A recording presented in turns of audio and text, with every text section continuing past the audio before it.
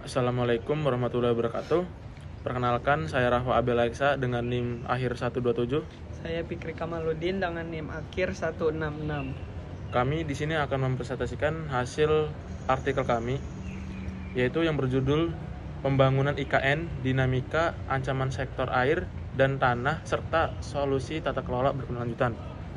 Jadi latar belakangnya yaitu Kalimantan Timur kini berada di bawah epicentrum perhatian nasional seiring dengan realisasi mega proyek Ibu Kota Nusantara IKN. Pembangunan skala masif ini membawa gelombang optimisme sekaligus kekhawatiran yang mendalam.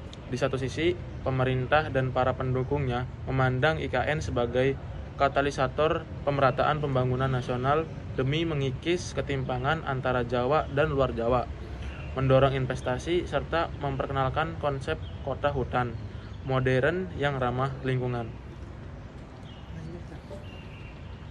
Namun, dari sudut pandang sosial ekologis, ambisi ini memicu alarm kewaspadaan di kalangan akademis dan aktivis lingkungan. Lokasi IKN yang beririsan dengan paru-paru dunia dinilai sangat rentan terhadap kerusakan sistemik.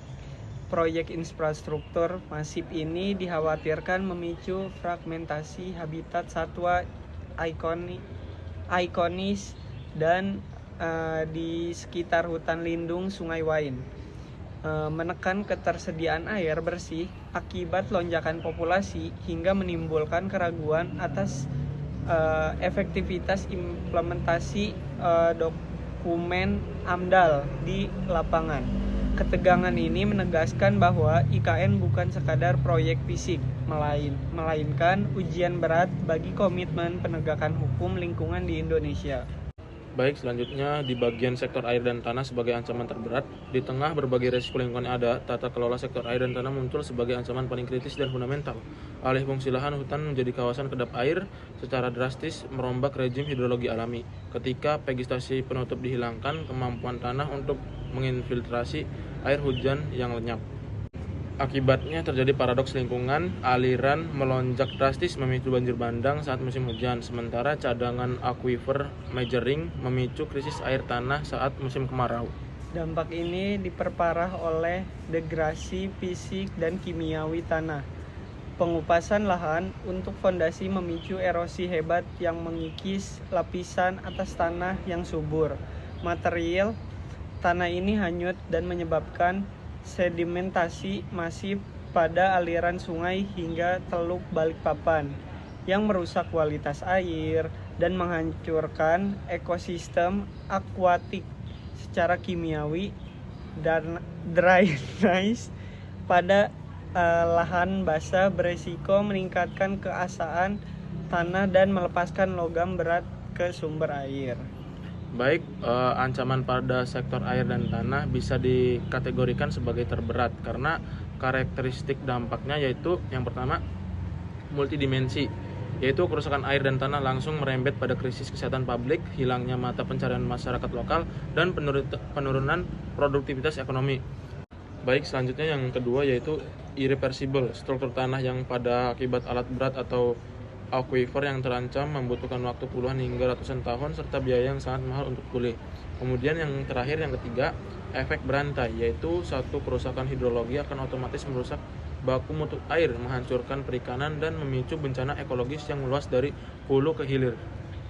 Yang ketiga itu akar masalah. Kerentanan ekologis ini tidak berdiri sendiri, melainkan dipicu oleh kompleksitas material dan hukum, antara lain yang pertama itu kesenjangan implementasi. Adanya jarak antara dokumen, rencana, mitigasi formal AMDAL dengan kepatuhan nyata di lapangan. Yang kedua itu abaikan daya dukung. Desain tata ruang yang belum sepenuhnya menjadikan ambang batas kemampuan alam.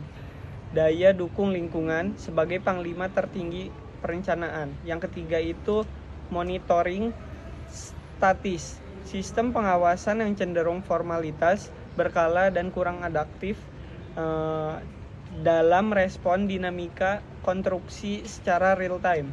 Yang terakhir itu lemahnya koordinasi lintas sektor, ego sektoral dan tumpak tindih kewenangan antar lembaga yang mengurasi air dan tanah sehingga menciptakan celah gap tanggung jawab pengawasan. Baik, selanjutnya yaitu ada solusi mitigatif, melakukan pemantauan berkala dan disiplin terhadap parameter air, menerapkan sistem drainase adaptif terhadap curah hujan ekstrim, serta memperkuat operasionalisasi dokumen UKL, UPL AMDAL dengan sanksi administratif yang tegas.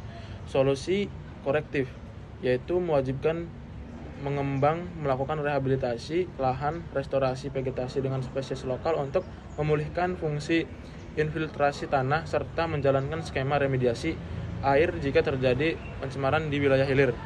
Kemudian yaitu ada juga solusi tata kelola, hukum dan transparansi, membuka akses data monitoring lingkungan secara transparan kepada akademisi dan masyarakat terdampak. Selain itu, memperkuat penegakan hukum yang responsif tanpa tebang pilih, serta mengintegrasikan partisipasi publik untuk menutup celah pengawasan otoritas pemerintah. Selanjutnya itu ada kesimpulan. Narasi pro kontra IKN membuktikan bahwa ambisi kemajuan infrastruktur harus diimbangi dengan kepastian tata kelola hukum lingkungan yang progresif melalui integrasi prinsip daya dukung alam ke dalam setiap kebijakan teknis. Pembangunan ibu kota Nusantara diharapkan mampu mewujudkan keseimbangan yang adil antara pertumbuhan ekonomi jangka pendek dan hak asasi atas lingkungan hidup yang sehat bagi generasi yang mendatang. Baik, mungkin sekian saja presentasi dari kami. Wassalamualaikum warahmatullahi wabarakatuh.